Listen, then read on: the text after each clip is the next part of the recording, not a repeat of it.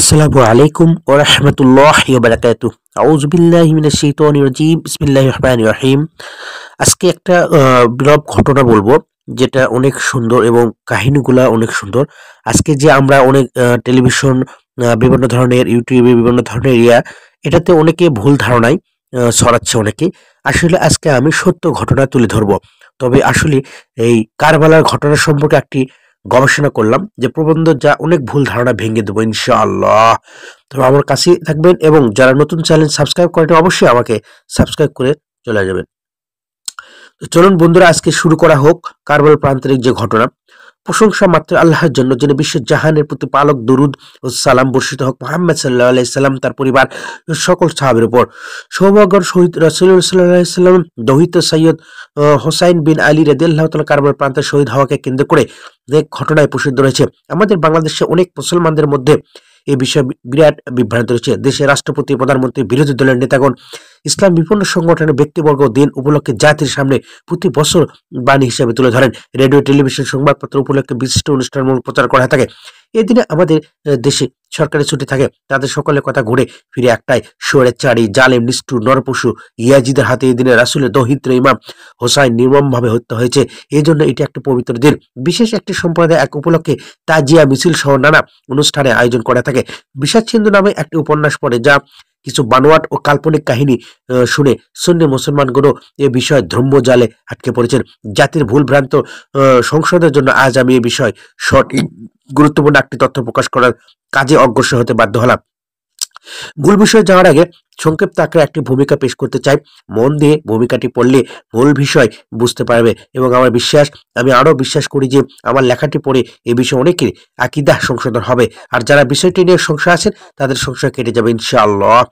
ইমাম ইবনে কাসির রাদিয়াল্লাহু তাআলা বলেন, প্রতিটি মুসলমানদের উচিত রাসূলুল্লাহ সাল্লাল্লাহু আলাইহি সাল্লাম দৌহিদের সৈয়দ হোসাইন বিন আলী রাদিয়াল্লাহু তাআলা কারবালার প্রান্তরে শহীদ হওয়ার ঘটনা ব্যথিত হওয়া, সমবেদনা প্রকাশ করা। তিনি ছিলেন মুসলিম জাতির নেতা ও ইমামদের অন্যতম। রাসূলুল্লাহ সাল্লাল্লাহু আলাইহি ওয়াসাল্লাম সর্বশ্রেষ্ঠ কন্যা ফাতেমা রাদিয়াল্লাহু তাআলা আনহা পুত্র ইমাম হোসাইন রাদিয়াল্লাহু তাআলা একজন বিজ্ঞ সাহাবী ছিলেন। তিনি ছিলেন এক ধারে ইবাদত গুজার দানবীর, অত্যন্ত সাহসী বীর। হাসান হোসাইনের ফজিলত রাসূলুল্লাহ সাল্লাল্লাহু আলাইহি ওয়াসাল্লাম থেকে একাধিক সহিহ হাদিসে বর্ণিত আছে। অন্তর দিয়ে তাদেরকে ভালোবাসা, ঈমানের অন্তর আলামত ও পরিবারের কোনো সদস্য ঘৃণা করা, গালি দেওয়া মুনাফিকের সুস্পষ্ট লক্ষণ। যাদের অন্তর বেদিগ্রস্ত, কেবল তারাই ইমাম হোসাইন ও নবী পরিবার পবিত্র সদস্য ঘৃণা করতে পারে। তাহলে আহলে সুন্নাত ওয়াল জামায়াতে আকীদা অনুযায়ী ইমাম হোসাইন ও অন্য কারো মৃত্যুতে মাতম করা জায়েজ নেই। কিন্তু পরিতাপের বিষয় হলো, মুসলিম জাতি বিরাট একটি গোষ্ঠী ইমাম হোসাইনের মৃত্যুতে মাত্রাতিরিক্ত বাড়াবাড়ি করে থাকে।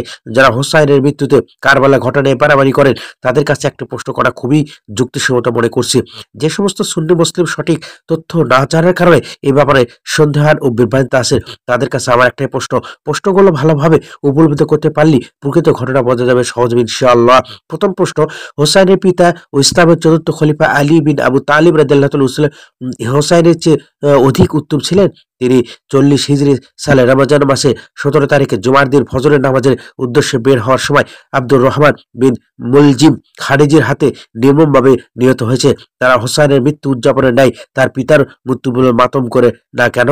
দ্বিতীয় প্রশ্ন, আহলে সুন্নাত ওয়াল জামায়াতের আকীদা অনুযায়ী ওসমান বিন আফফান রাদিয়াল্লাহু ছিলেন ও হোসাইন রাদিয়াল্লাহু চেয়ে অধিক উত্তম। তিনি 36 হিজরি সালে জিল হজের মাসে আইয়ামে তাশরিকে স্বীয় বাসভবনে অবরুদ্ধ অবস্থায় মাজলুমভাবে নিহত হন। ন্যায়পরায়ণ এই খলিফাকে পশুর ন্যায় জবাই করা হয়েছে।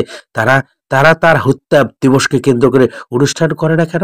তৃতীয় প্রশ্ন, এমনভাবে খলিফাতুল মুসলিমিন উমর ইবনুল খাত্তাব রাদিয়াল্লাহু উসমান রাদিয়াল্লাহু থেকে উত্তম ছিলেন। তিনি ফজর নামাজে দাঁড়িয়ে কোরআন তেলাওয়াত করেছিলেন এবং মুসলমানদের নিয়ে জামাতে ইমামতি করেছিলেন। এমন অবস্থায় আবু লুলুক নামক এক অগ্নিপূজক তাই দুই দিকে ধারালো একটা ছুরি দিয়ে আঘাত করে তার সাথে সাথে